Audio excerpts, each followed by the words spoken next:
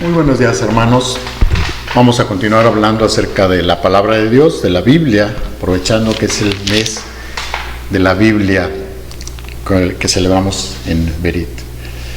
Voy a hablar acerca del pasaje que se encuentra en el Evangelio de Juan, capítulo 14, del versículo 21 al 24. Voy a dar lectura a esa porción de la palabra.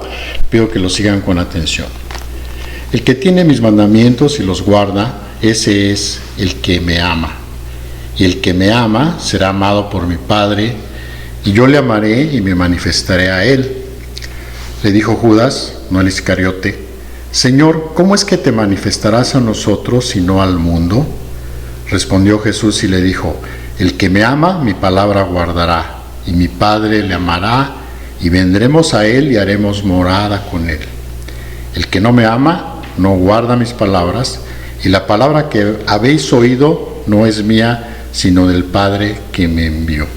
Hasta ahí la lectura, y vamos a hablar acerca de las palabras que están ahí escritas. El amor y los mandamientos parecen ser dos cosas opuestas. El amor sugiere libertad, y los mandamientos pueden ser vistos como restricciones. Pero el Señor Jesús, aquí en el pasaje que acabamos de leer, dice que no puede ir lo uno sin lo otro. Algunas personas que conozco dicen amar a Dios, pero en realidad lo que tienen es un agradable sentimiento de afecto, sí, por la persona de nuestro Señor Jesús, y piensan que ese sentimiento tiene un valor por sí mismo, y que ese sentimiento no tiene nada que ver con llevar la cruz o con la observancia de los mandamientos de Cristo. Déjenme decirles que es perfectamente posible sentir por Jesús un amor ardiente que no es del Espíritu Santo. El corazón humano es experto en trucos emocionales y es completamente capaz de enamorarse incluso de objetos, ya sea reales o imaginarios, y de ideas religiosas románticas. En ese confuso mundo de lo romántico, por ejemplo, los jóvenes se preguntan constantemente: ¿cómo pueden saber cuando están enamorados, cuando aman a alguien?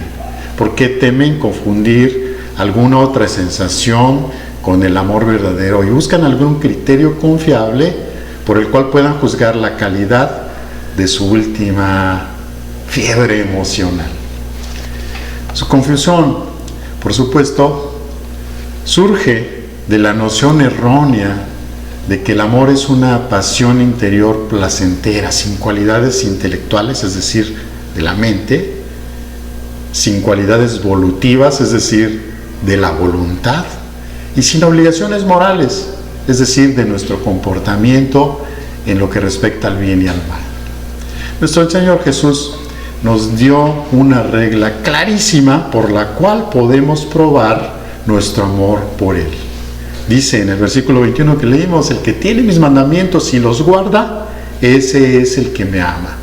Y el que me ama será amado por mi Padre, y yo le amaré y me manifestaré a Él.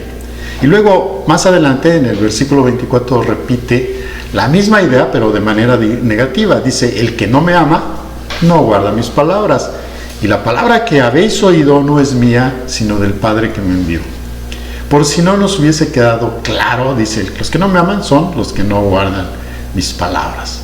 Esas palabras son demasiado sencillas y claras como para que necesiten mucha interpretación, pero vamos a reflexionar aún en ellas.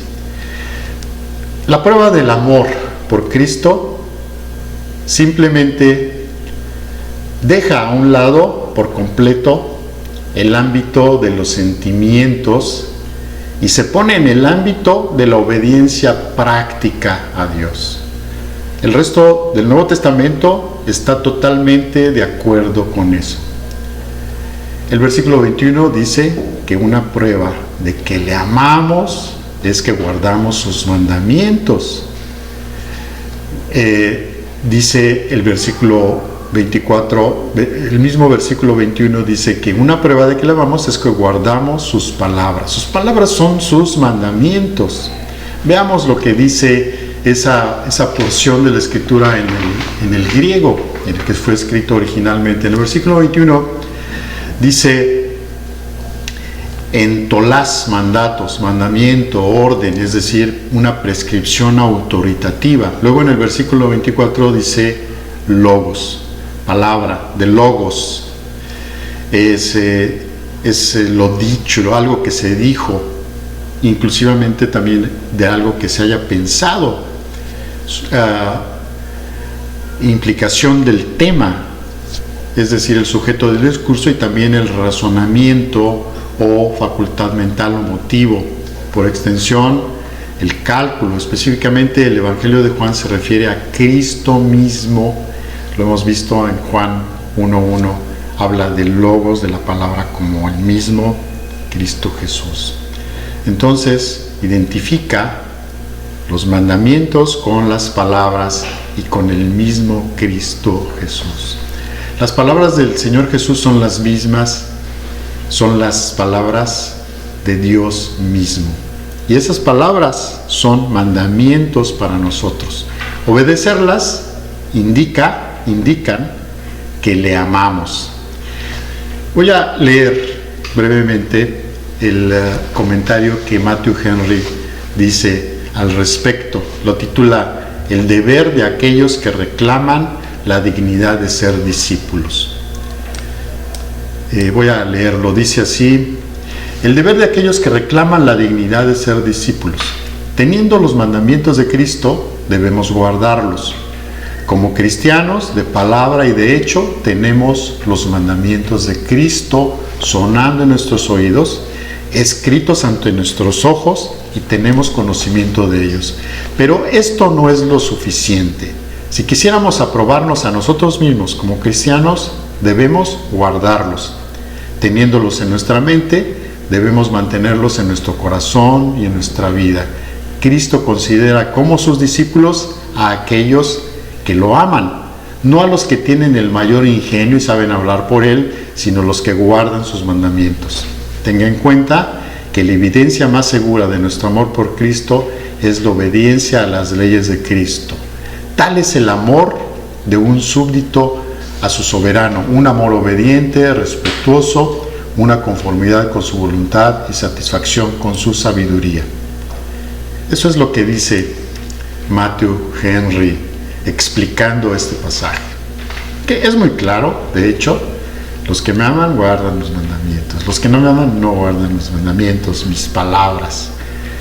El mismo Cristo Jesús identificado con esas palabras que no son de Él, sino son, dice, de mi Padre, que somos lo mismo. Concluyendo, amar a Jesús se manifiesta siempre en algo concreto. No solo son palabras bonitas. El que ama a Cristo Jesús lo demuestra cumpliendo su palabra. Lo que nos pide el Evangelio es obedecerle. El que vive así es amado entonces por el Padre, ya que Jesús promete que vivirá en Él junto con su Padre. Es fácil de entender y saber con precisión entonces cómo autoevaluar la calidad de nuestra pertenencia y nuestra fidelidad a Dios. No se necesitan ni muchos doctorados, ni grandes ni detalladas tesis. Simplemente mirar, por ejemplo, quién o quiénes están en el centro de nuestras preocupaciones y ocupaciones diarias. Es cosa de que reflexionemos un poco acerca de eso. Jesús dice: el que me ama será amado por mi Padre, y yo le amaré y me manifestaré a él.